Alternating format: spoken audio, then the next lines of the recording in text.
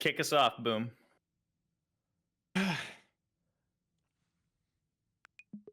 All right, guys, welcome back to the Three Stack Podcast, the long-awaited return. I am Boom Razzle, joined by my co-hosts Huge Poner and Candyverse. Today we have a very special guest, our very own Ben Prendergast. Ben, how you doing? The voice actor of Fuse. Welcome. Thank you very much. So it's a 4-stack today. Is that what we're saying? It is. Yeah, Yes, we can do we that. need to work on that branding. Love it. No, it's good. Who doesn't want to be rolled by a 3-stack? I Even better with a always mess up. Like whenever I would do the intros, like I would always call the triple stack, and then like Boom and Pono get mad at me. Like, damn it, Candy. Damn it, Candy! This is our podcast. All right. Well, Pleasure to be here. yeah. Thank you so much for taking the time, Yes, man. I thank know you, thank you. you're busy. You have a child, a new child. Mm-hmm. Yeah. Yeah. A new child. The other two take care of themselves. Really? So, Are they in? yeah, so you're in LA now, right? I'm in LA. Tom and Lockie are in Melbourne. They're 16 and 18. Tom, you'll see Tom on my stream, Toppy P, and same with Lachlan. They're both like they stream with you? cracked. Sometimes they'll jump in. Yeah, they were That's so the cute. first.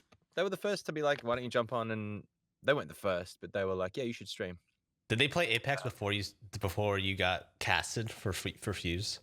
Yeah, in fact, Lockie was one of the first people I called because I was like, for a start, like, I don't know if we're getting into it, but like, yeah, I didn't know what the game was, and then I finally found out, I worked it out, and then I went to Lockie and I was like, oh, hey, do you know anything about this Apex Legends? And he's like, what? Yeah, it's like one of the best games out there, Dad. What are you doing? And I was Oh like, my yeah, God. I think I might be in that game. He's like, what? And now every conversation I have with him, it just goes a little something like that because there's a new kid at school that finds out that his dad is Fuse, and yeah, it's This is a 16-year-old? That's cool. I'm assuming. yeah, 16. So he's so in cute. High his school. second to last year of high school. Yeah, So cute, man. yeah. Well, and it's such at such an interesting age where, like, I don't know about you guys and your fathers or whatever, but like I was pretty close to my dad at that age, but I do know that a lot of fathers are like, yeah, around about 14, 15, you kind of say goodbye to your sons in that kind of way. But no, man, we've been good friends and continue to be. So yeah. Yeah, they call me after every stream. They're like, "Yeah, good stream, Dad. Like, That's so just make sure your mic works next time, and make sure you don't do this. And, you know, don't push those don't push those 3 stacks too hard." And I'm like, all right, like I'm not the best, I'm not the most blessed player, but like, all right, give me the. I think you're pretty good. I mean, like, certainly could be a lot worse, but I think you're a pretty strong player. We've played a few And times. you're a ranked grinder from what I've heard and read about you. Is that true? Look, not this season. I think I'm still wallowing in gold 3 or whatever. But I came close to Pred. I was one game off Pred last season. I was Wait, like, damn it, Pred? like, Apex. sorry, not Pred. No. I was Forget it. like, Rewind. this guy. Rewind. Plat. One game off Plat. But Oh, okay. You can get plat this season easy. yeah. Well, Yeah. honestly, playing with you guys, like with good players, just makes all the difference. Like Mhm. it just Yeah. it teaches you the game more than like. I mean, know, Apex fiddling about is like a everything, so. team game, you know, so it does make sense that, like, you know, if it's played the Yeah. way it's meant to in a coordinated team, you're gonna have an easier time. God bless those people who solo. I know, right? I think I've told you, Candy, that I played dodgeball in Australia, like competitive dodgeball, which is a real thing. And like people are like, "Oh, can you dodge a wrench?" But like dodgeball is like it's a super serious pursuit, and I played it at, I guess, close to a state level in Melbourne. And Yeah, what do you guys And- have in Australia? Is this states or is it like what is it, it's territories? all states. Well, there's Okay. both. There's a couple of territories. There's Okay. it's kind of like, you know, you've got like a Washington DC equivalent. You've got yeah, but it's states and territories basically. It's and so just roving dodgeball factions. that's it. That's over all in Australia Australia. is. That's what it's become. It's And literally it's Mad ru- Max with dodgeballs. It's ruled by the dodgeball class. yeah. Well, my team Witness me. my team was the Game of Throws. That gives you a picture as to what kind of Wait, how What kind long of ago game it was is? this? So Game of Thrones, the show came out. Wait, yeah. When did you do this? This must have been probably recent. 6 years ago was the last game I played. Wow. My point was that is also very much a team game, very similar. Like the Mhm. tactics have to be right on. You all have to be throwing at the same time. but my propensity is to be like I'm a striker, so I'm like if I have a ball, I just want to throw someone out, and like I don't like to wait for someone like to pick up a ball. So Ooh. I really had to learn that lesson. Yeah, you're like a in Wraith through main. those games. I like it. Yeah, I'm a sweaty wraith Sweaty of Twitch Yeah. Oh my god. Yeah. Well, I think after the pandemic is done, I'm gonna get. You're all welcome if you're on the West Coast to come and join the Apex dodgeball squad because it is like it's also one of the hardest games I've ever played. And I've played like competitive football and like cricket and I've boxed and like dodgeball is up there with like the amount of athleticism Really? required. So Hmm. yeah, there's a league in LA, so I'm like, yeah, let's join that when we're not all, you know. So you talk the entire Apex voice actor crew, or just like Johnny and Anyone, Nick or... anyone. I'm throwing it out there. I'm throwing it. You need to get in there, Candy. Ponus in there. I'm sure. Boom. You've got a right arm on you. I can see. For sure. And, For sure. It's, Let me know a time and a place. Yeah. We'll be there. Yeah. But anyway, yeah, I agree. I think it's a team game. Apex is a team game, and I'm just still learning that. While we got into it, you were, alluding to some of the things you had done in the past. Can we just like walk it back? Like where'd you grow up?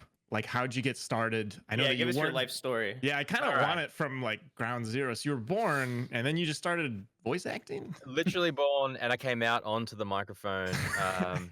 And yeah, you can hear me on such classics as the Chipmunks. I was a chipmunk. No, I was born in Australia, obviously in Melbourne, in the 70s. That's how old I am. Ooh. So I was an 80s kid and a 90s teen. So yeah, I went to a primary school in like an urban, like a suburban sort of primary school, and then went to like an all boys Catholic school, which was a whole You're deal. Catholic? Or you were No, raised Catholic? I was raised Catholic. Same here. Same. Pretty Me and much Boom. because the schools are cheaper and they're good, and I mean the school I went to had some like spotlight issues.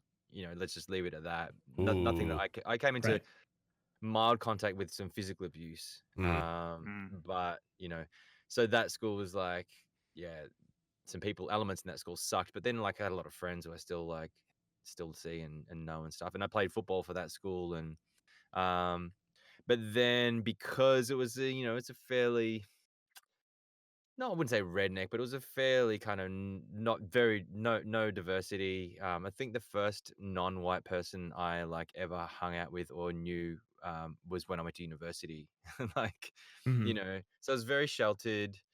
And so therefore, like I couldn't get into like acting or like doing theater at school, even though there was a theater like club or whatever. What do you So mean you couldn't get into it? well, I guess the notion was that if you did that, you're gonna get teased. You were gonna get like, bullied or whatever. So you would play sport and you'd make sure that you were good at that. And that was your kind of protective mechanism for not getting like, harassed. And just to go deep for a second, I always found that like highly kind of unfortunate. And to this day, like even when I came out of high school and continued because I played football at quite a high amateur level, um, and that culture in football in the 90s and 2000s, Australian football was just like terrible towards women and towards minorities, and it just always rubbed me the wrong way, and I ended up being a little bit of a troll inside of that. Like I hated the culture, but I loved the game, and it was just a really unfortunate like environment. Anyway, and then so I played music as well. So I would like play football on the Tuesday, Thursday, Saturday, and then I'd have a band, and then I'd finish playing football, and then we'd get in the car and we'd go and do sound check, and then play music on the Saturday night. Did you play Or guitar or? Yeah, I'm guitarist vocalist, so I play guitar. I'm a In, like, drummer myself. Sweet Pona, Yep. yeah. It was like a hardcore guitar band, like a guitar sort of grind / metal kind of band. All Had a few. right. Yeah, baby. Yeah. And then sort of in my 20s, I came to acting, and which is what I always wanted to do anyway. And so, yeah, in Melbourne, I sort of had an agent. I took a bunch of classes. I didn't ever went to drama school, but I went to like a lot of surrounding like classes that sort of are attached to drama schools, and then I really had my first bit of success booking a lot of like guest roles on TV shows in Australia, like all the sort of main TV shows. Like, are we talking like sitcoms, soap operas? I Australia's predominantly soap opera slash dramedies. There Okay. aren't really comedies in Australia, like scripted comedies, because None of you guys are funny then. none of us are funny unless you're Oh, like okay. Isla Fisher, or I mean, you've seen Chris Hemsworth. He's pretty funny. He's hilarious in Ghostbusters, I thought, but Oh, he yeah, came from like sure. Home and Away. Anyway, I did like a bunch of guest roles on TV shows, but the problem with that was once you're like the cop who like has a storyline on like um, Offspring, which is one of the shows, then you can never come back, or you can't really come back for like 5 or 6 years. And there's only like 8 shows, so you do like 8 guests in 8 shows, and then you do like a couple of feature films, and you kind of in a way, unless you break through at that point, you're done. And so I went over to theater, and then I was doing theater all through kind of my late 20s, early 30s, and then was doing feature films as well, and then hit some success with theater in Melbourne. So I think I have a bit of a profile in Melbourne as a serious theatrical actor. Although I did comedies as well, and a couple of musicals, but You can sing and stuff. Oh, of course, because you did yeah. band. Oh, that's so cool. Mm-hmm. Yeah. But theater, like one of the theaters I was part of, because I was an ensemble member at this really cool theater in Melbourne. But they just, there's like 100 people who can fit into this theater, and there's a lot of donations and a lot of philanthropy that happens with running a theater company like that. But they can't afford to pay you a wage that's any more than like just like kind of like a bar hop, or quite a low paying wage. And so you would do, I remember one of the first shows I did, I think it was 10 weeks of work, including like the 4 weeks of rehearsal full time, and then a 6-week run of a show. And I think I got paid $1,200. And Oh I was my just God. like, oh man, Jeez. like, Wait, and things got when was better over this? the When years. was this? Early 2000s or? Yeah, actually a little bit later, like 2000, late 2000s, like 2009, 2010. Oh wow, so not even that long ago. Like, yeah. Yeah, and then like it got better and better. I think the last show I did was 2018. I flew back from LA to do this show, but it just wasn't happening for me. And in the meantime, I was also, because I was comfortable around a mic, I was also going and doing a lot of commercial work. So I'd go into like the radio station, and I'd do like the local distribution company ads, and that'd be like a couple of $100. And then like I was the voice of Mazda for a minute, and so that was like Huh. That's that so was cool. I think maybe the most money I ever made per ride. It was the most money I ever made in my life, and it was like Zoom. yeah, man. It was like I don't care talking about money stuff, but like it ended up being about 18 grand, and I think I was in the booth for about 20 minutes. That's And I was pretty like- great. And I was like, I'm gonna do this. Like, that's all I'm gonna do. I'm just gonna be a commercial voiceover artist. And then like the next week, I'm doing like I'm doing like an hour in the booth screaming my head off for like $150. I'm like, all right, Back to the grind. back to the grind. And then I was working as like a digital producer for like an ad agency. That was like my main gig. And then like at lunchtime, I'd go across and do like a voiceover for like Triple M, the radio station there. And then I'd leave work, I'd go back, take my kid from school to like after school care, then drive back to do like Uncle Vanya at the theater company, and then finish Good at like God. 11:30. So like I was grinding more than I maybe ever had, until I got to LA at least. And then I was like, oh no, this is grinding. And then but it wasn't like, it just never tipped over. And it was like, had I have stayed there for much longer, I think I probably would have just given it up and just gone, because the money was so good in the ad industry. I was just like, oh, I'm just gonna do this. And then I just made this break to come over here. I had a bit of money because I'd sold a house. I did like flip this house. And yeah, came over to LA, and just like, yeah, that was 3.5 years ago. So you Okay. live here now. You live in the Yeah. States. Yeah, so I live in LA. And when I landed, I had done this voiceover in I was staying at my she was my girlfriend at the time at her dad's place, and I did this voiceover for it was a Clash of Clans like voiceover gig to do like one of their esports like things. I don't know, but it was like good money. It was going to be like 17. It was like 17 appearances, and it was going to be like $1,000 an appearance, and you didn't have to do much. I was like, oh, cool, I'll just do that. And so I had this agent that I was trying to get over here, and I called him. I was like, hey, would you just negotiate this deal? And he won't mind me saying this because he's still I love him. He's my favorite agent ever. But the deal fell through, which like didn't look good for him. And he like called me and was like, look, this never happens. Like, I don't know what's happening. These guys are just being jerks or whatever.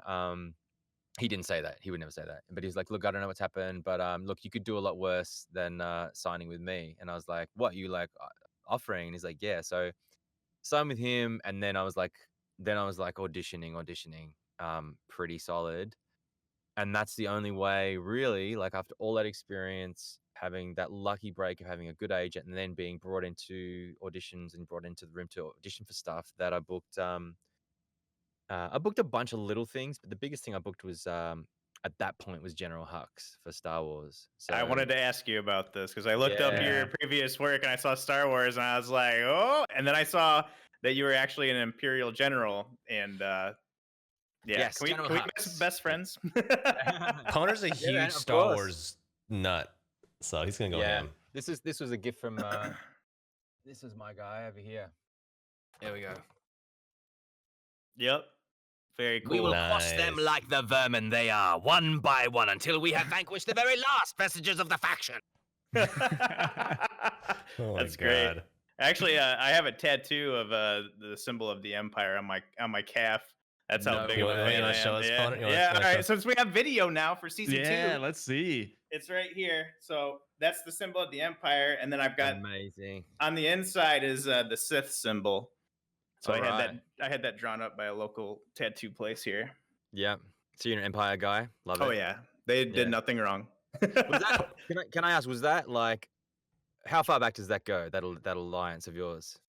what with my just liking the Empire? Like Vader, like you were just all the other kids are like, yeah, Jedi's, and you're like, fuck those guys. It's all about Darth Vader. For me, when I was a kid, TNT used to play the original trilogy on like the weekends, and I was probably like 6 or 7. I remember watching it on TNT, and I was just like, what are these movies? Like, this is amazing. And then I just loved the big spaceships, and I thought Vader was cool. And like basically like my whole childhood growing up, all I wanted was like the Star Wars Empire toys, and then I'd be like, well, I'll get an X-wing so I can shoot it down. And then like Oh my god. that was Jesus. like how it all started. But like I've read most of the novels that have come out, not the newest ones. But yeah, I'm a pretty big Star Wars fan. Yeah. So yeah, I saw General Hux on your list of previous works, and I was just like, oh, Yeah. cool. When I booked Hux, that's in my top 3 like phone calls with good news ever. That's Like so it cool. was because I was grinding, man. Like I think people think I exaggerate, but I was up around 600 or 700 auditions. And I Wow. booked some of them. I'd booked some of them, and some of them were like just like not that impressive, or it was like, very little money. But this was the first one, and I think it was like easily 3 or 4 months. Like I actually did. It was a voice match. So like you need to match Donald's voice, and I had done this like audition in a booth back in Melbourne, and I'd since like sold up all my shit and like moved into my place over here, and then I get this phone call, and it was Dean, and he's just like, hey buddy, it's Dean here, and so anyway buddy, you're gonna be Hux. And when someone says that to you, you're like, oh, that would have been amazing. But it really does take you a minute to go, wait, what are you talking about? Like, I'm going to be what? Like, did you say Hux or Hubs? Like, what do you? And then, What's then a Hux? Yeah, what? And then sort of I realized, and I kind of slid off my chair onto my knees. I got to be honest, like it was like a fall off your chair moment. I know where that saying comes from now. So yeah, that was pretty special. That's So awesome. for anyone who's watching and listening to this, which Star Wars show were you playing Hux in? It's Star Wars Resistance, and then they asked me back to play Hux again in the Lego Star Wars Holiday Special. Yeah, So, very which cool. was a very different. That was more comedic. Like it was much more comedic. It's now all-time favorite voiced scene. Yeah, at the moment, that scene. If you That's haven't so seen it, it's cool. prety great. Yeah. The So Lego films are hilarious. I love them. yeah, They're so good. you land So like good. a ton of auditions. I remember me and you were talking. You're going through like, well, I forget the number, like per day. Like how Up to eight a day. Yeah. up to 8 a if day. I'm really, Yeah. if I'm really cranking along. Is that just from like having a really good agent, or is this something where like your reputation precedes you and people call you I up? honestly don't know. It's weird, isn't it? Because at first I thought no, it's not reputation because they're like, I think they cast the net pretty wide, and they're like, all right, we need this robot guy, and he's this and he's that. There's always like 8 adjectives to describe a character, and the trick is you probably can only fit 1 or 2 into an audition, really. And if you try and fit all 8, you're not going to book because it's just too crazy.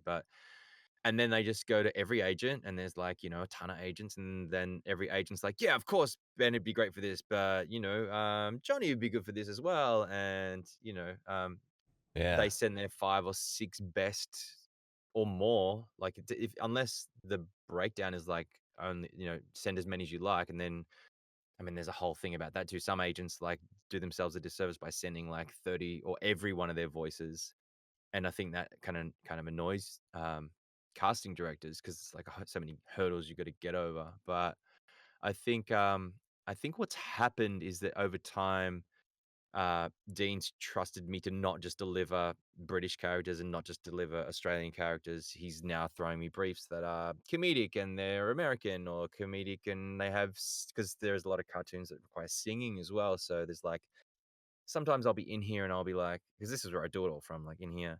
I'll do the voice lines. That'll take me like sometimes 20-30 minutes.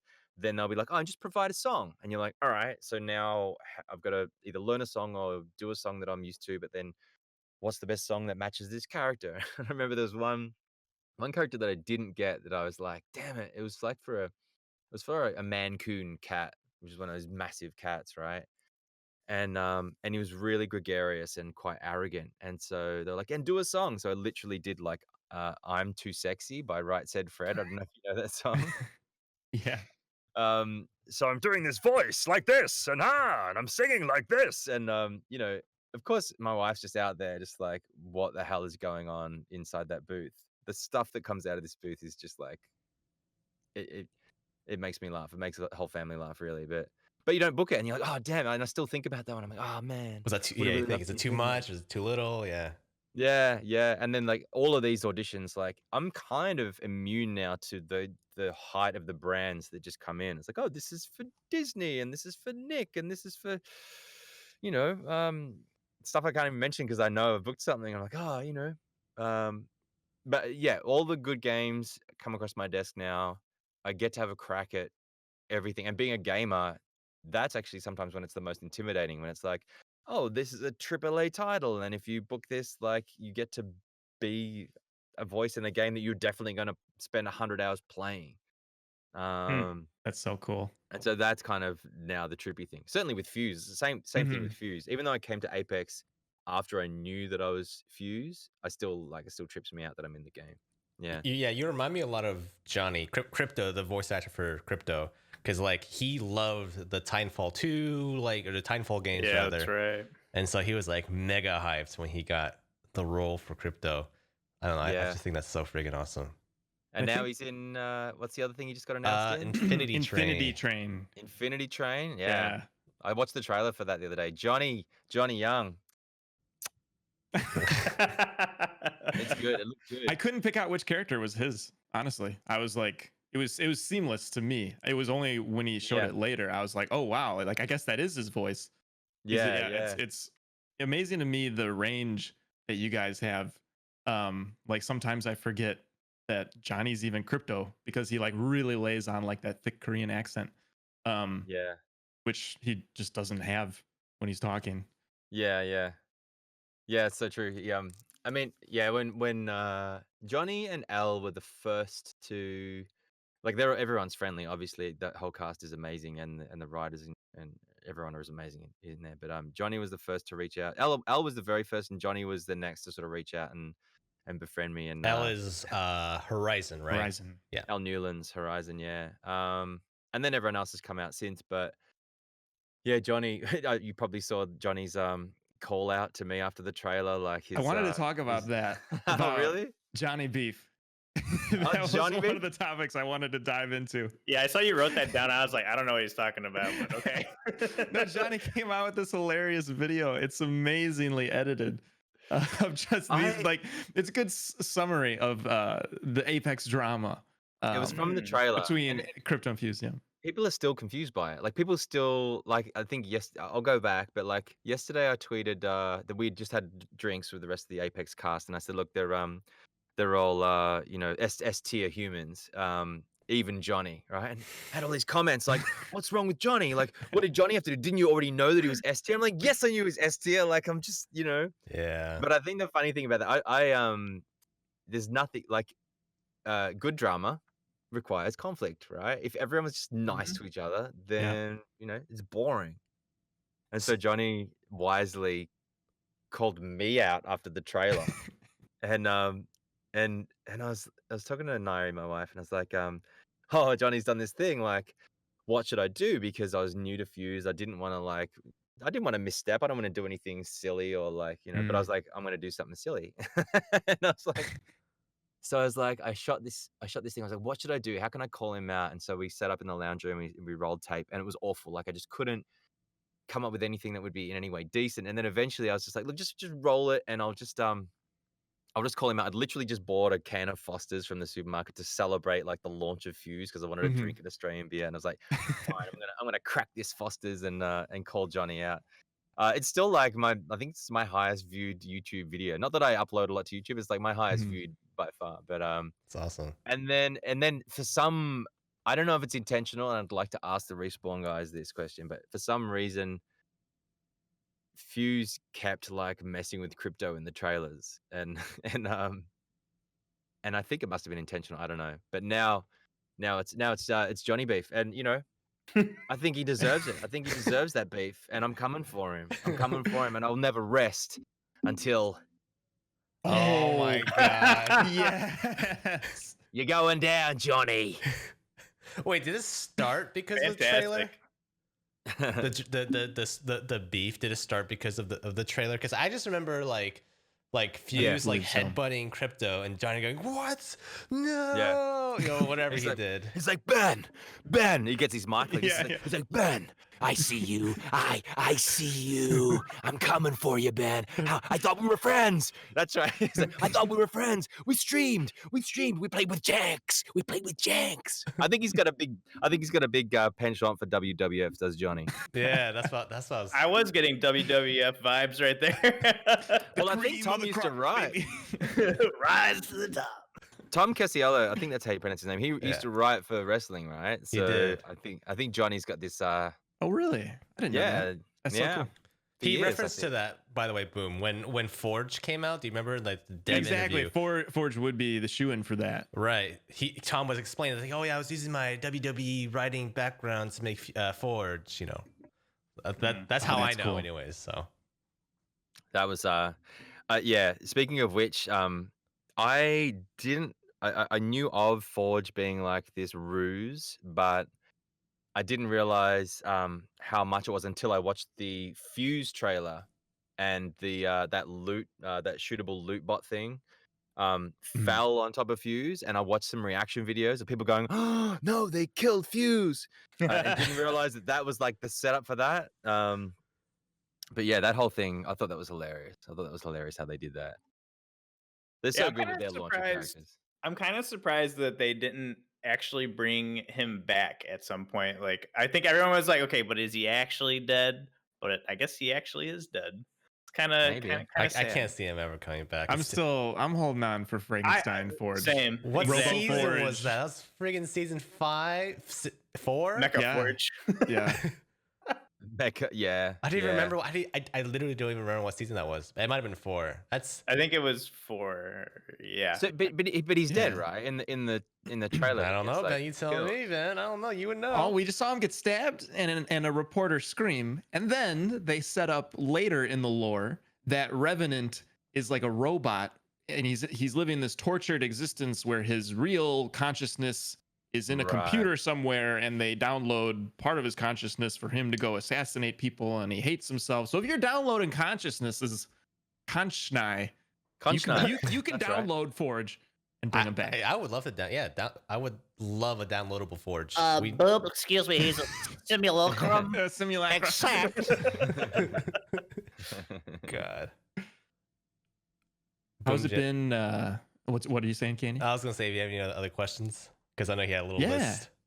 I was looking at my list. No, I just wanted to dive deeper into Fuse. And well, maybe Fuse is Forge. You've never thought of that, have you? He was putting on that American accent. I actually voiced him. Wait, doesn't Forge have a mechanical arm? Yes. And he's quite heavy. And didn't he have a gray wisp in the center of his hair too? Did he really? I thought he did. He didn't have a mustache. Jamie, pull up a clip of Am I Jamie? I don't know. I'm pulling it up. I'm actually curious. Oh my God, your monitor. It also looks bright. like you've just opened your like furnace. Darth Vader. Is your monitor a furnace? Let me just go ahead and move this down the screen a little bit. Oh my God. All right, Forge Apex Legends. He does have a gray wisp. Oh my They lord. love adding gray wisps. And it would make sense because Fuse is like jacked, but like not jacked like Forge. But if they're the same, it's jacked if versus they're the ripped. same, it would make sense because Forge kind of like shrunk down a little bit from muscle atrophy from not being alive for a little bit. So we couldn't do push-ups for a bit. Exactly. Yeah, you could do one-arm push-ups, and that was it. Yeah, look, I don't know. I just thought that trailer was so comical. That Forge character was so comical. I'm like, in hindsight, you'd be like, yeah, of course, he was never going to be a real legend. But who knows? I don't have the answers past season 12. Like, who knows? Okay. So we're talking about season 12. We're talking season 12. No. When Johnny was on here, we were pumping him for information. He did not crack. Unfortunately, we were trying to get spoilers out of him. Yeah, let's not break NDAs here, though. It's easy to not crack because we don't know that much. We know we can pick up bits. We can pick up bits. Like, it's always fun. I'm sure for Johnny, I think Johnny and I spoke about this the other day, is that like, and I don't know about the other voice actors, but like, you go into a session, like I went into the season 9 session, probably, it was when we recorded Bone Cage. It happened on the same night. And yeah, there were just voice lines that just give away like what's so gonna much. happen. Like, not to mention the fact that we're voicing the trailer, so the new legends are like in the trailers. But yeah, it's easy to not crack because we don't know that much, and then it's still pieces. Yeah. Like the Trident was fun because when I recorded my voice lines, we were talking about over here, get in the bloody shopping trolley, that kind of thing. They're like, all right, so there's probably not a shopping trolley, but I'm guessing it's big. And yeah, that's always fun. And then the 30-30, and actually the ring flares as well. The ring flares were in my original session, so that gives you an idea as to how far back. Like we're talking August. We recorded. I was talking about ring flares, and and the boxing ring, and just make sure you don't give away anything here, Ben. And... Oh my God, we're towing a line. Of like, the Godzillas right there in the game. Don't play with my heart. Godzilla. Oh my God. If I hear him say Titan over there, I'd be like, oh. Pono will have to close his webcam, just from. Yeah. I'm just gonna stop. Yeah. It was a spooky ghost. Oh no. But I'm back to Johnny Gate, Johnny Beef. Johnny Beef was definitely Johnny Gate. Johnny Gate was definitely because of the trailer. I thought.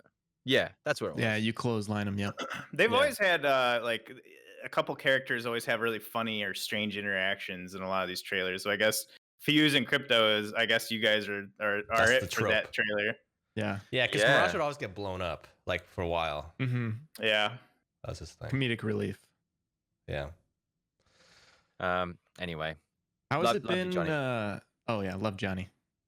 How has it been streaming, YouTubing, and stuff? I imagine you probably weren't doing that too much before Fuse. So how has that experience been? Do you make time for it in your day, or how much? I've started to. Yeah. Yeah, I've started to. I think what was interesting, I've always had an interest in content creation. Like I've got a background in film production. I've directed, I've been in a bunch of things, I've produced a bunch of short films.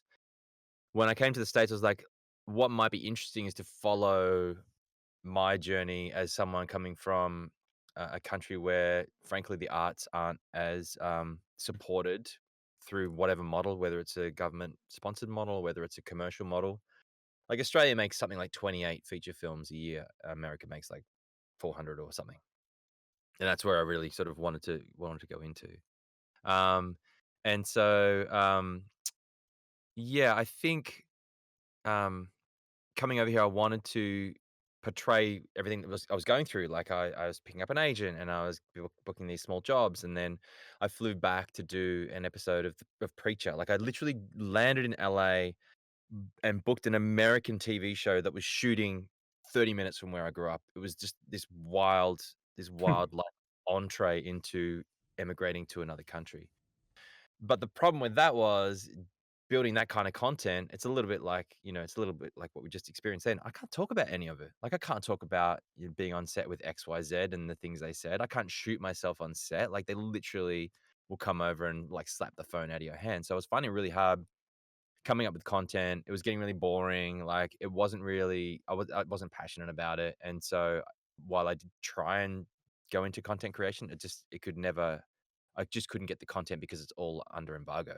So what's really nice about this is like, I get to just make content and play a game for like, which I would be doing anyway, because I really love the game. Yeah. But B, like the community around that. So like, my chat is amazing. And when like I get to play with Candy or Johnny or whoever, like that, I consider those like easy friendships, and that's like just fun, and like we just talk junk, whatever.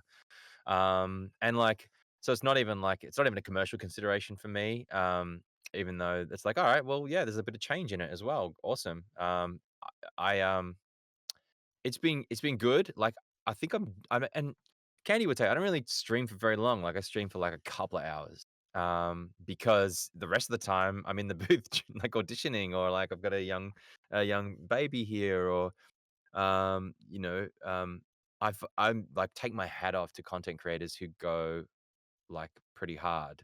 Like and I'm also, I tweeted about it the other day. I'm mindful of people's mental health, because Mhm. while it's important right now that we're creating stuff, like it can never be at the expense of your mental health. And I see a lot of content creators who are like, oh, I'm really like, I've never been this down before, or like, I really need to go and see a therapist. And like, I know that happens normally in life, but like, it seems to be happening quite like prolifically in the streaming community. And I'm like, what is that? You might know, Candy, like all of you might have a better opinion of that. I mean, I actually just went through that a couple months ago, and I decided to quit streaming and making YouTube content indefinitely as a result. So when I originally, I wrote like a big message about it and I posted it to Twitter. And my original intent was like, I need to step away from Apex. I'm quite literally like addicted to it. And I had a bunch of bad games. The game wasn't really in that great of a state when I was going through all this. And I mean, I work a normal 9 to 5 job too, so I would get home and I'd be stressed out because I'm like, okay, I got to eat, I got to get everything situated, and then I got to stream at night.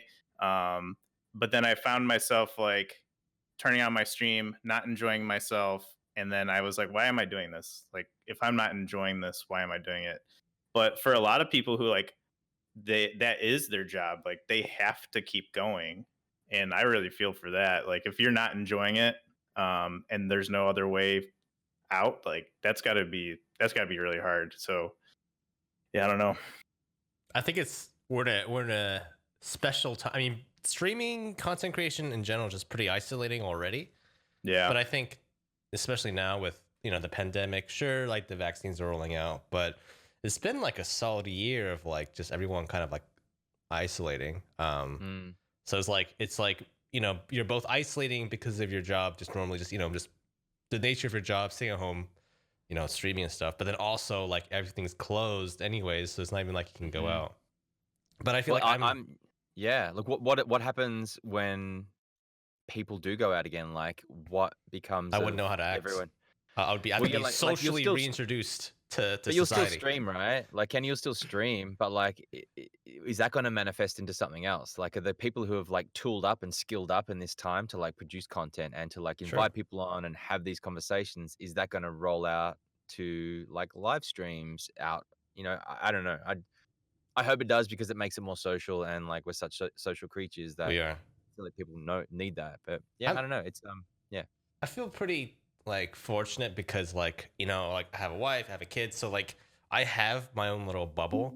Like I think out of the three of us, as far as like me, Poner, and Boom, like I feel like I'm probably I think I might be the most introverted. So like I feel fine working from home every day. Like this was a stretch where I just I literally don't go outside. I mean I go outside for like walks and stuff. I don't like drive to like the gas station because I barely drive anyways. I order all my food in. I get my groceries delivered. So like I feel like very much in my element. But even for people like my wife, who's not used to like working from home, like I can kind of tell it's kind of difficult for her sometimes. I mean, again, it's like it is easier because like I do have someone here at home. I have a kid, so that kind of like takes up a lot of my time and sort of like just mental social energy or whatever. But I can imagine for someone who's maybe like single or young, who's used to going out, someone who doesn't have a kid, like I can imagine that'd be very, very difficult. Yeah, I had a friend, a kind of an acquaintance, and it had a lot of other friends who were Australian and who left at the start of the pandemic. They were just like, look, there's no COVID down in Australia. The work's like, not that the work's dried up for them, but they were like screenwriters or they were actors, and they were like, yeah, I'm out. I'm taking the flight. They had to quarantine for 14 days. It was mandatory. And then like they got to live in a society where like there's like 12 cases. Like it's bananas. But yeah, I think there was one guy who's American and he couldn't go anywhere, and he was single and he lived by himself. And then like we we would catch up. Like I think we went to the drive-ins once, and then we went to like there was like a socially distanced like birthday or going away party from one of those friends who was going back to Australia. And so I saw him in 3 different states, like at the very start of the pandemic, a third of the way through, and then like 6 months away through. And like he was like, of course he was like super lonely, and he was like, yeah, like I get in my car and I just like drive down the street just to like see other people like existing. And I was like, whoa, whoa. That's sad. The fallout, the psychological fallout of this pandemic is like untold. We just don't know what happens from here on out. There's been a lot of talk about that in the news with regard to children as well, like not being in school and all the social interaction right? and like mental growth that they've missed out on. Like, I don't know. And it's down like what do you call it, socioeconomic lines. Like people who are like more well off have like done better in school than the people who aren't as well off, and it's like they're really lagging behind now, and it's like, whoa, there's a whole like knowledge gap that's going to happen. Yeah, I find myself playing Cyberpunk and just driving around in the city just to feel something again. That was me with Red Dead. Candy's definitely gotten dumber this past year. Just kidding. I don't really remember how smart I was, but that was me for sure with Red Dead Redemption. Like going back to like March, April, before I jumped into Apex, I was playing Red Dead every night, and I'd get on Arnold, my horse, or Sakushi, my other horse. She's the Missouri Foxtrot, the really good horse. And yeah, we just cruise around, just like go and hang out at Strawberry. Yeah. This is early pandemic. This is like, March, April. I was like, I just need to get out. This is crazy. And then I just get into Red Dead and I'm like, okay, now I can breathe. Yeah, because I mean, Red Dead's an open world game too. I never played it. Yeah. Yeah. Yeah, it's GTA, it's GTA Cowboys. Which is funny because I played GTA online in about the April timeframe, I think, last year for about a month. And that was a lot of fun. We talked about that on a previous episode, I believe. Yeah, we did. It was the episode we had Jokey on. Yeah, that's right. Yeah, you guys were grinding so hard. Yeah, I'm a multimillionaire. Easy. Oh, that's right. I just started playing GTA with Toppy P, and we were like, yeah, I was gonna stream some. Well, for a start, I was gonna stream some Hades, and then I started streaming GTA. But like, it's a grind. We were getting absolutely griefed like from the Yep. get go. I think GTA is making a comeback, anyways. Like a lot of big streamers and those folks are doing like role playing. I think. Yeah, the RP scene is huge. I mean, I think it's what's come out in the past year. That's the other issue is that like Cyberpunk, yeah. Because not much is out. I feel like all the big streamers are just hopping through old games, party games to fill in that void.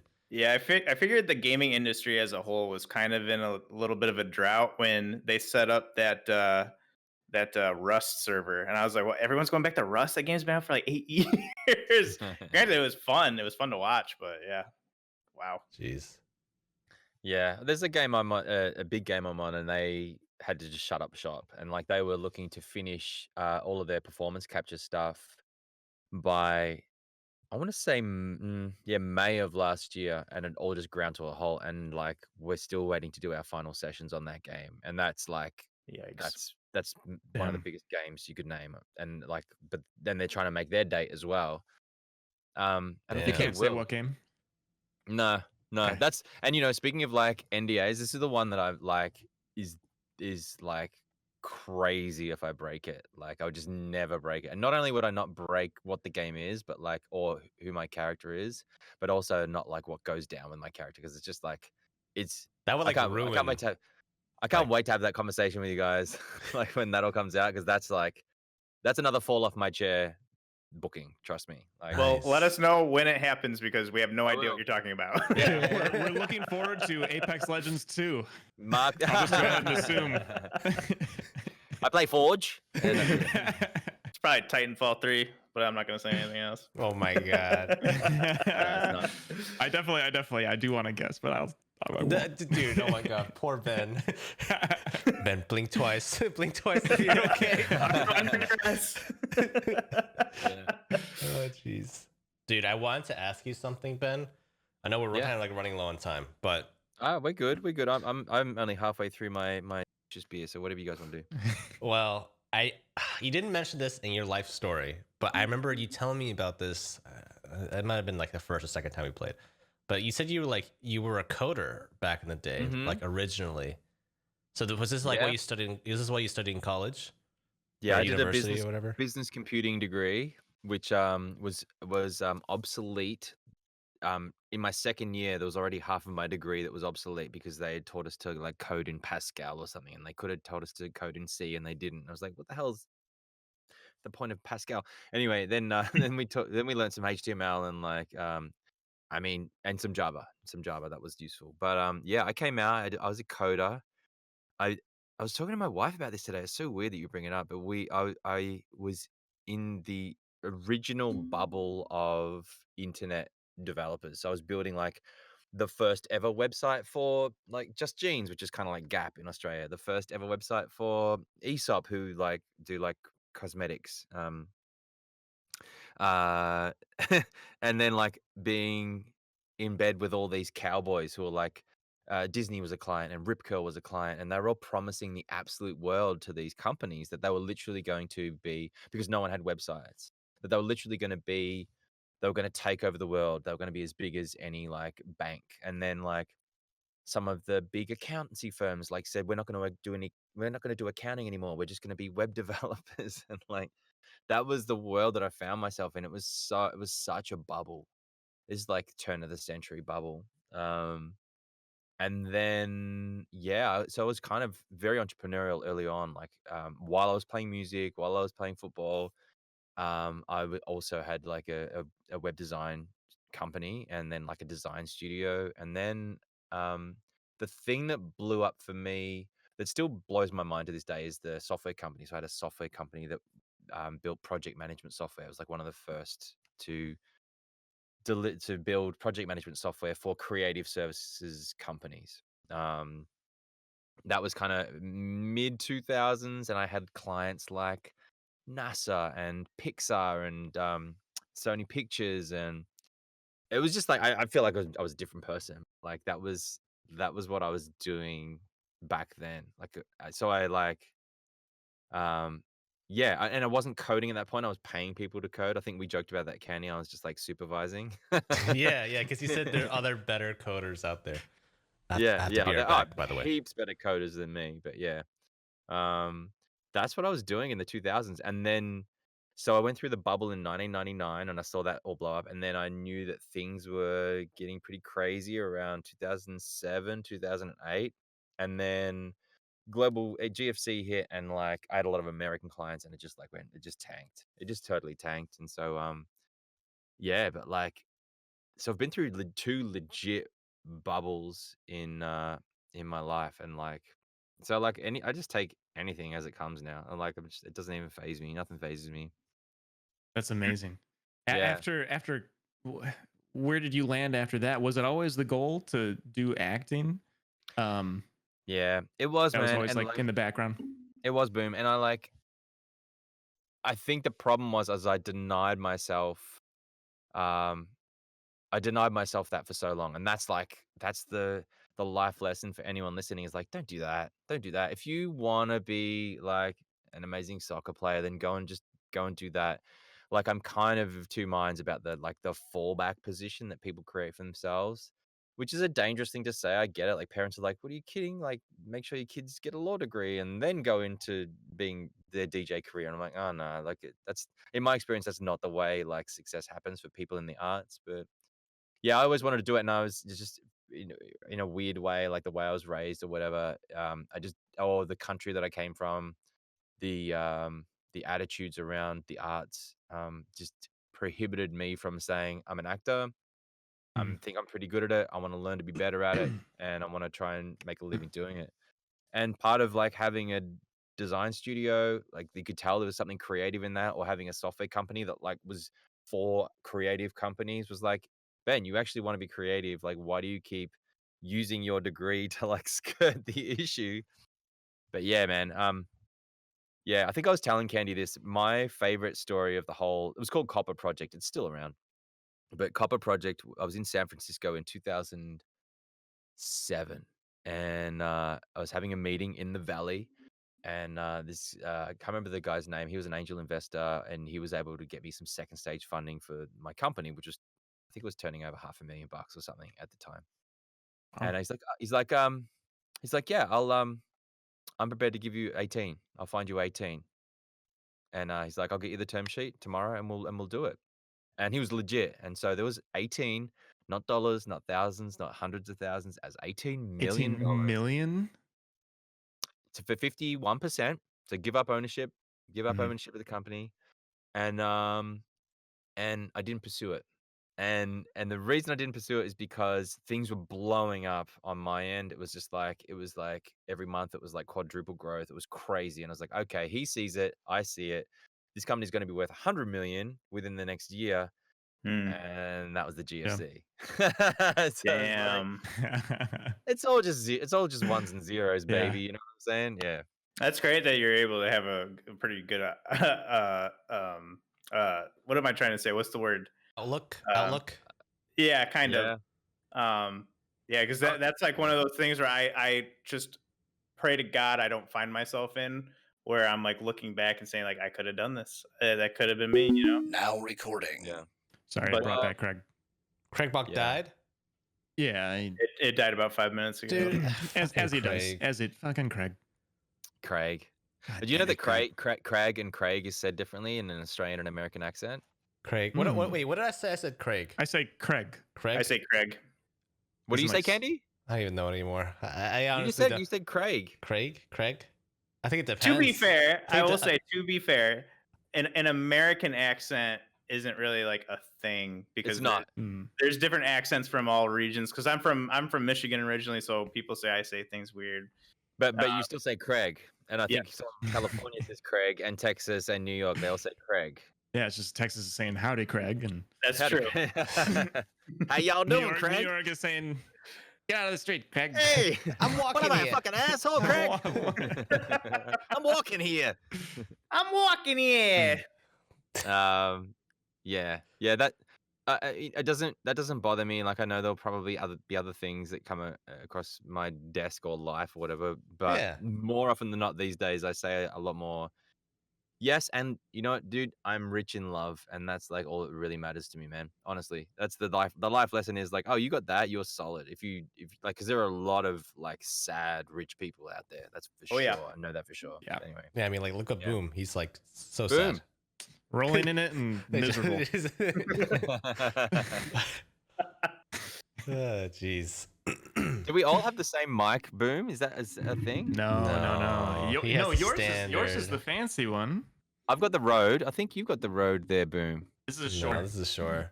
No, the Boom arm. Is it? Oh, this is a Samson boom arm.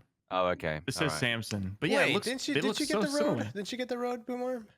I tried to, and they sent me a Samson. Ooh, someone got a Rode boom arm. I got a super cheap one. It was literally $20. It's called Newer. The new one. That was good. Great. It's fine. Wait, what do I have? I don't even know what I have. It says on the arm. No, it doesn't. Oh my god.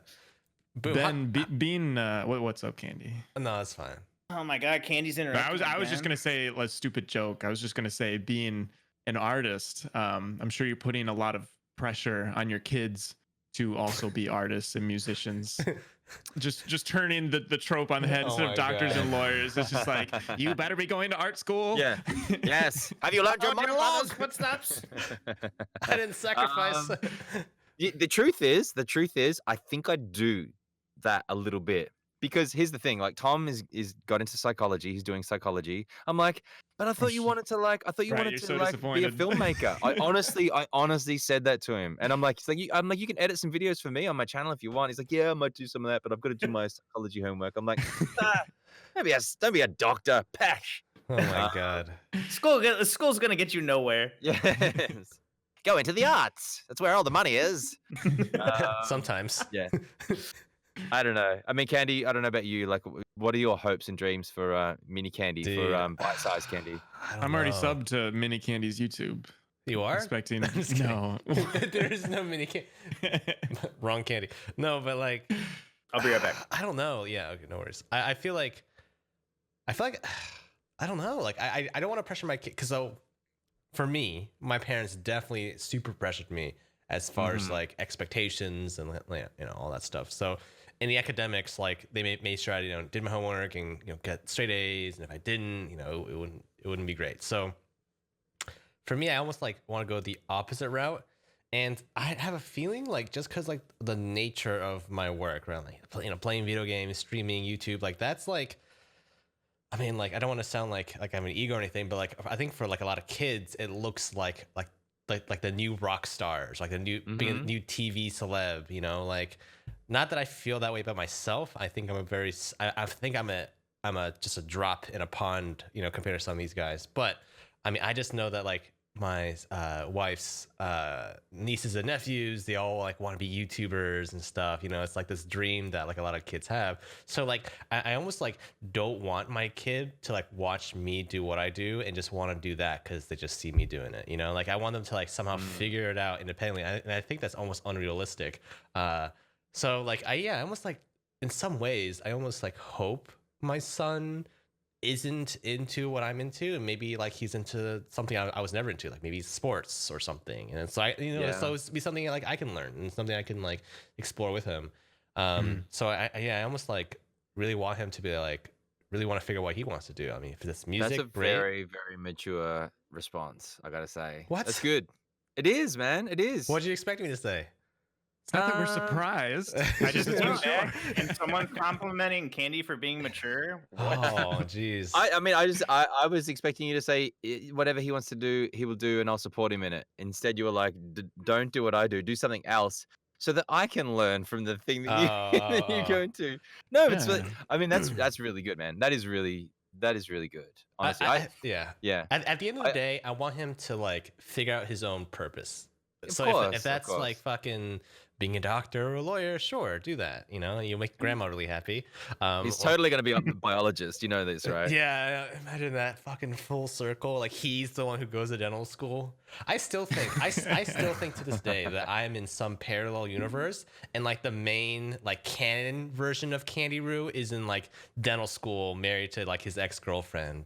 You know, and I'm like the secret ending, you know, to my life, you know, like the weird like life path that like usually doesn't work out, but if you do a certain sequence of things, they'll work out that way.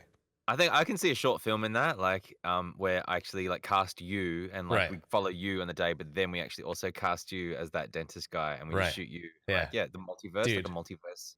Gold the multiverse, candyverse. The candyverse. Yes. We talk about the cinematic candyverse quite a bit. Yep. All dude. It's I'm a joke. Oh man, that's so wild. What about you? What about you guys? You two, yeah, Poner. Do you guys care about what your kids do? Well, yeah, man, those videos you've been sending me of your kid Candy been making Meg she's already baby crazy. So, yeah, I'm sure we'll probably have a kid in the next year or so. And yeah, no, I'm definitely looking forward to fatherhood. It's something that I've thought about a lot throughout my life, and I'm sure it's so much different once you have the kid, because I imagine it's like having like a puppy that eventually learns how to talk. No, but I'm sure it'll be more complicated. It's like a very emotional thing. Yeah, it's weird. Yeah. Yeah. No, I'm just looking forward to being present. I think that's my priority. My dad worked really hard at his career, and it did feel as if like that was just something that I remember from my childhood, is him being not super generous with his time. So it's really just presence, like whether you're doing a good job or a bad job, like if you're like around and trying, like that's just a huge thing. And that's how you learn things. So the precious few memories that I do have, like with my dad when I was really young, like are just like so precious. So I just want to multiply that for my kids, you know? Yeah, for me, so Andy and I have talked about like having kids, and we're both getting a little bit older now. It's time to step up. Ben, for your context, I am actually turning 35 next month. I've got you by 10 years, and I've got a 1 month older in the next room. So, dude, you're good into your 60s and 70s, bro. Like 30 is like the new 20 from what I've gathered. I feel like I'm still in my 20s, except for when my neck starts to hurt. I've got some bad discs in there, but yeah, whatever. Yeah. But yeah, we have talked about it off and on, and like when we're gonna do it, and we're coming up on our 6-year anniversary now, and I still haven't proposed, and that's partially because of COVID. Don't tell her; she might be able to hear this right now. I had plans. God damn it! But yeah, I don't know, man. Like I've always wondered like how I would be as a dad, and I feel like there's a part of me that's always like, but my life as I know it now ends, and it's like, do I want to give this up? But then I think about like how good that would probably actually be for me at times, and I'm like, yeah, we should do this. But, yeah, I mean, yeah. I don't think the life definitely doesn't end. It's like it just like it skews in the most wonderful way. Yeah. It's like oh wow, like it's not like oh I wish I would have done this earlier. It's not even that. It's just like oh this is my life now, and like what an amazing juncture. And like yeah, I'll remember like how I was before, but like yeah, it's wild. Like I've done it 3 times now. It is wild. Yeah. I mean, and if you don't do it, that's fine too. Like I've got friends who don't have kids. You can always adopt. I mean, there's always that. Yeah, too. exactly. I think Poner, I think you'd make a good dad. I mean, if you want, sure. Can you be my dad just to like test drive? I thought I was your dad. That's true. That's right. Oh no, I'm your daddy. Oh my god, Poner. We're in public. Come on, dude. We have guests. Sorry, babe. No, I mean, I think I just remember like I feel like women are always like more like apt to have kids, both biologically because like you know their eggs, they have limited eggs or whatever and all that stuff. But like for me, it's like as a dude, like I was always kind of like nervous to have kids because I always thought like you're right, like your freaking life ends, and I thought like because I still have like hopes and dreams and ambitions. I want to do all this and that, and like just the idea of like my time just being gone was like really scary. So like, but now it's like it's weird. It's like I come to the realization that like a lot of those fears came true, and I talked to Boom, and I've told Boom and Poner this before, but like a lot of these realizations did come true. Like I just don't have that much time anymore. You know, I can't just sit around and play video games all day. But it's like I'm trading it for something that's like I actually really like doing. It sounds kind of like duh, like of course, Candy, you like spending time with your kid, but like just to like feel that is nice. It's like yeah, like fuck this, I don't want to play video games. I'll like go hang out with my kid, you know, like I don't know. Yeah. So it's like a good trade. Like I thought it would be like a negative one because I didn't know what it was like to have a kid, but like now that I'm in it, I'm like, oh, okay, this is great. Like I want to like not play games all day, you know. So I don't know. That's just my take. Yeah. That's And it's awesome. interesting because they'll remind, like you kind of said a Boom, but they'll remind you of that when they get a bit older as well. Like I speak to my 18-year-old and 16-year-old. My 16-year-old in particular, he's like, Dad, remember when we were, because like, man, like, bless them for like, in like, for hanging out with an actor. Like I would take them to rehearsal of a theater show, and like they'd literally have their Nintendo Switch and like something else, and they'd have to wait for like 2 hours while I like Yeah. longer, like while I rehearsed, and then we go and do something. But like Lockie would say to me, "Oh, Dad, remember when we toured that show to Bondi and we lived in that house in Bondi, and like we went for that like chocolate sundae that afternoon, and you said this," and I was like, and honestly, I kind of remember that memory, but nowhere near the way that he remembers Yeah. it. And it's like, it's because I was showing up at that point. It's because like we were having those moments that I was just like, I'm glad you have that. And I do remember it, but like that he has that specific memory that I have with my dad as well. Like my dad was a bit like yours, Boom. He was like, he was like a workaholic. He'd be home at like Yeah. 8 or 9. He would come and hang out, but like, you know, his time was limited because he was trying to like help the family survive or whatever. But yeah, it's messy, but like if your heart's in the right place, it's hard to go wrong, honestly. Exactly. Yeah. Yeah. Man. Well, we're a little bit over an hour mark now. Do you guys got any Yeah. final questions, or Ben, do you got anything you want to talk about with us? All right. Here, I do have a question. Ooh, nice. Ooh. I mean, it's boring. It's a boring question, but like now I feel like it's got to be a better question. No, just ask it. I've been grinding. I've been grinding some Apex, and what was the point at which you thought that you were pretty good at the game, and what was the key lesson at that, like kind of from that sophomore into that senior level Apex player, where you were like, this is a thing I do that means I win more games or don't die so quickly? I'm Who wants still to bad go at the game, first? so I'll let the other two start. No, honestly, like you were saying that you were playing mostly like single player games. So maybe there was a point where I thought like, wow, I think I'm much better at Apex now. But honestly, I'll get to that next, because it was really like 3 years earlier. I was playing PC games as like a little bit of like escapism. Like my job was pretty stressful. And I was playing Team Fortress 2. And I remember I was playing that a lot, not streaming it or anything, just playing for myself. And I was like, man, like the casual experience is no longer challenging enough. I think I want to play like something more competitive and more organized. So I like joined like a ranked league for Team Fortress. And then PUBG came out, which is another shooter battle royale. And I was playing that, getting better, met Candy and Poner, got a better computer. So like the hardware can make a really big difference on how you play. Dude, And I'll when I never got- forget those games where your computer kept crashing. it was a mess. I had 2 headphones. I had headphones that worked, and my microphone, it wasn't the Shure SM7B. It was another set of headphones that had the mic, but it was worse cans. So like it was like this little thing in front of me. It would have been looked ridiculous on a live stream. So I had 2 headphones around and like a microphone like up here. And it was we were just playing so much PUBG. It was just an electric game. Like anybody that talks about it, like that summer it came out was wild. and I get the better computer because I'm investing in the games.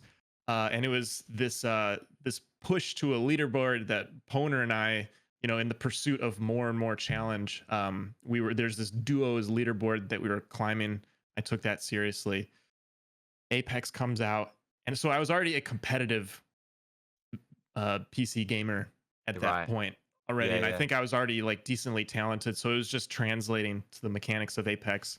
So it took me like 2 seasons, I would say, before I was just like, oh yeah, like I'm pretty good at this. So I was playing ranked, and Master didn't exist yet, and we hit Predator together, because that was the rank at the time. And yeah, I don't know, I was just something was clicking. So yeah, I feel like I don't have the answer. I don't know what the thing was that clicked, but I was just being more thoughtful with my gameplay, and it was just translating somehow. Well, that's what I was going to ask. Was it a fact that your muscle memory around beaming people was better, or the fact that you could drop back and heal, or your strategy got better, or both? Yeah, I think it was a mixture. It's so important, game sense. Like one player that I respect a lot is Sword Johnny. Well, I don't know if I do respect Candy. If you would try a little bit harder. People that's something that people say about Candy, like, oh, like he's like throwing or something, or he's not good or something. But people say that. What? Somebody said that like recently, and I was just like, what are you talking about? Like, he just like is so relaxed. Like, you can turn it on. You could turn it on, Candy. Like, you're one of the best. But no, Sword Johnny, I don't know if he's still with Sword, but he's a controller player. But like, he started learning mouse and keyboard and was streaming it. So it was like day one, mouse and keyboard. And like, after a couple weeks, like, I think he's like better than me now. And it's really that game sense. It was just like equating how he like the language of the controller, the game sense that he knows, into the mouse and keyboards. And now he's great at both. It's incredible. Wow. So game sense is 100% so much more important, I think, than raw aiming skill.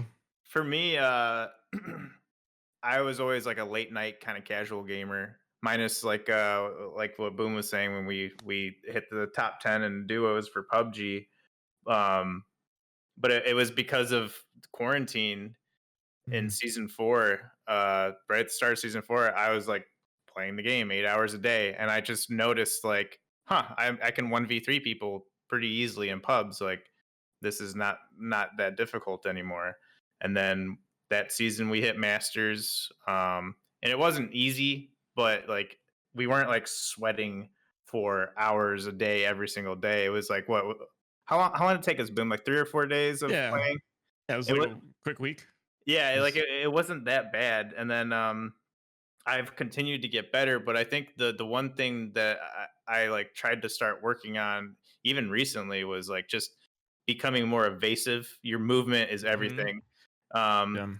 People who cheat in the game will run aimbot, and you can kill someone really fast, but even the best players can stop that because their movement is good enough and they're using cover and distractions well enough. So I started focusing more recently on movement, and then I'm starting to notice like that's helping a lot, especially on Octane. If you just hit a stim and you just do tap strafes around people with the Eva, like there's nothing they can do. Yeah. It's a lot of fun. Interesting. Yeah. How'd you get cracked, Candy? I'm not cracked. I feel like out of the 3 of us, like I'm definitely not nearly as good as the other. Boom has improved a lot. So Boom went full-time January, and I swear to God, his power level is like doubled. Yeah, Boom. It's over 9,000. But I think my kid's waking up. Oh no, I think I can hear him. Yeah, I heard it. I heard it through the monitor. He might go back. I think we're good. Everybody, be very quiet. Just chill out. Don't make a noise. It's vision's based on movement. I was just about to say that. There you go. He's back. He's back asleep. He's back asleep. He's good. All right. Well, I might have to jump midway. So yeah. Anyways, oh, he's up. Oh, my wife went to go get him. Why? He was going back to sleep. Oh, I was celebrating the wife going to get the baby. No, it's like I'm supposed to do the night shift, and like I feel bad if she's going to go get him, whatever. Yeah, he was Outro fun. time. We'll wrap it Anyways, up. We'll wrap it up. all Tell us right. how you're cracked. So and we'll do our basically, outro okay, question. really quickly. I think I'm like the opposite of Boom and Poner. So like, I agree. everything they're saying is true because like I think my aim is pretty good, but like I get myself into really shit positions all the time because I'm too aggressive and I just want to like, sure, like I'll beam one guy, but then the other two will kill me, you know. So like that's something I need to work on, which is like my game sense. Aim is important, but you know you have to have the other side of the puzzle. But I also think hardware is a huge thing because I think you're only playing at 60 frames, right? On Ben? PS5, yeah. That's really tough. I think you have to figure out some way. Maybe one day Apex will support it, or maybe get a PC to Soon, game maybe, on. yeah. But it's like a massive bump. Yeah.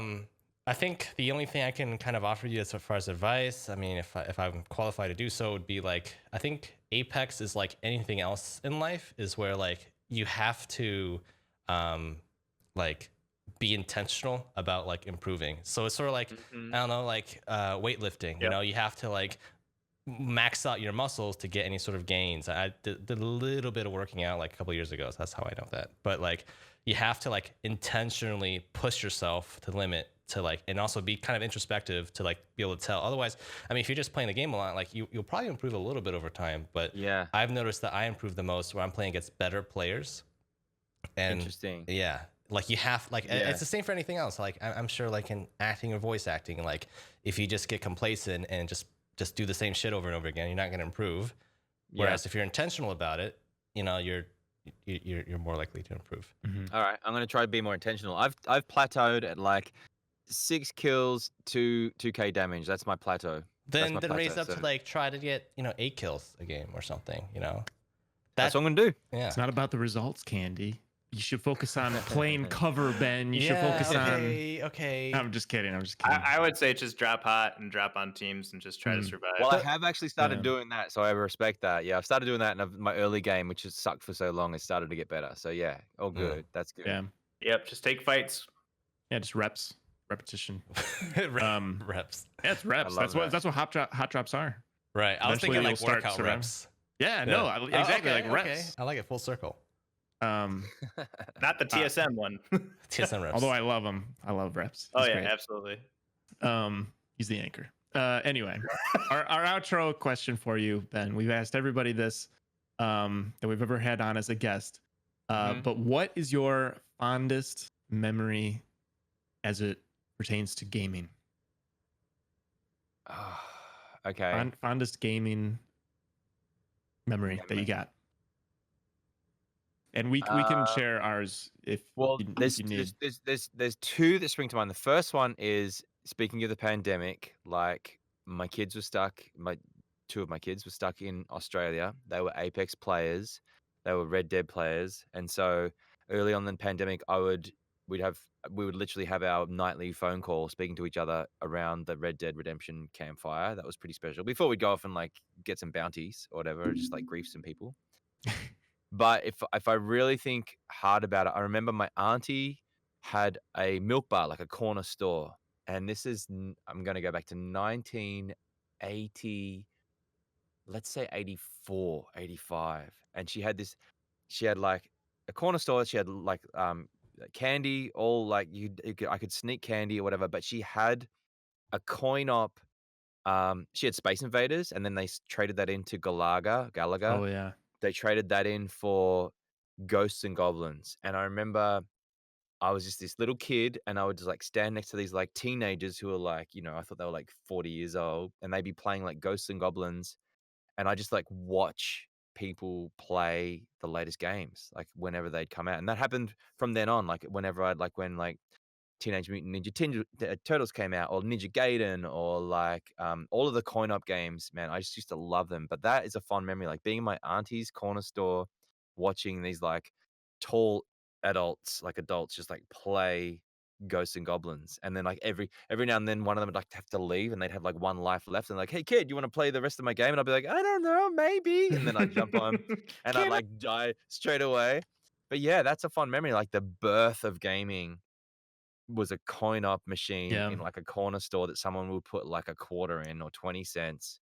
Man, that's and no one knew where that whole thing was going. But yeah, I used to love coin op machines, man. Just used to Mhm. love them.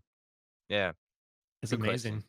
Nice. Oh, thank you so much for sharing and being here, Ben. This was so Yeah, awesome learning absolutely. more I know, about dude. you. We talked for like 35 minutes over, and it's like it It feels was like easy. Yeah, it was easy. It was Let's do it again when my secret game comes out. I'm sure we want to have another chat about that because that's like I've got a whole Absolutely. Man. hour of stories behind that. But yeah, man. All right. Oh my The God. I three can't stack. wait. Thank you so much. Thank you. Thanks, Ben. Thank you, man. Later, brother. All right, take care. All right. And then we chop it there. That's pretty much it. Ship it. Ship it. Ship it. Click it and ship it. Ship it.